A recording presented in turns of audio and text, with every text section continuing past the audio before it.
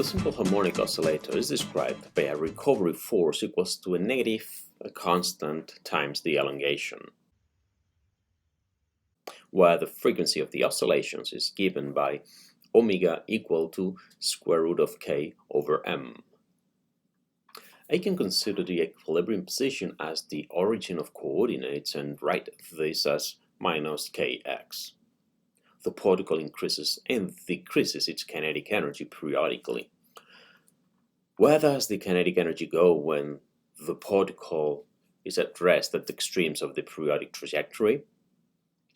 There has been an interchange between kinetic and potential energy. How much potential energy can the system store?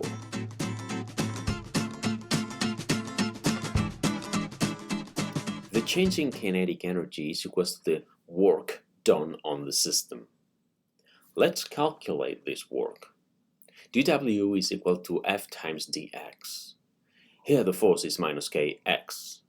The total work done on the system, to take it from x1 to x2, is the integral of f dx between x1 and x2. Let's write this explicitly and integrate.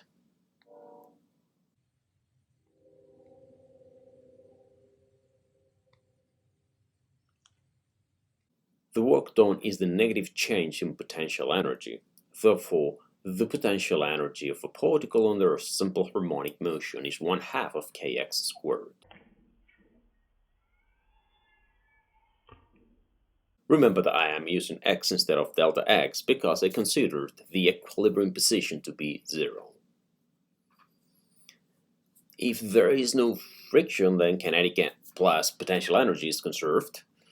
If we plot both energies versus the position, we see how the increase of kinetic energy comes because the system transforms elastic potential energy into kinetic energy and vice versa. So when the particle is at the origin, the potential energy is 0 and the kinetic energy is a maximum. When the particle is at any of the extreme positions, then its potential energy is maximum and the kinetic energy is 0.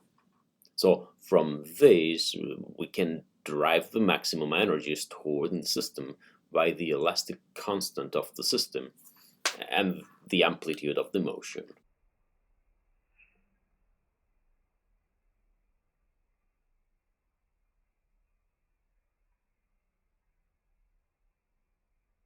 Let's look at the total energy by substituting the expression of the position and velocity of the simple harmonic motion. X is a times the cosine of omega t plus v. V is negative omega times the sine of omega t plus v times a.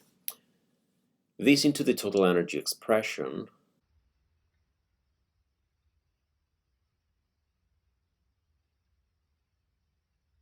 I can factor out the 1/2 a squared.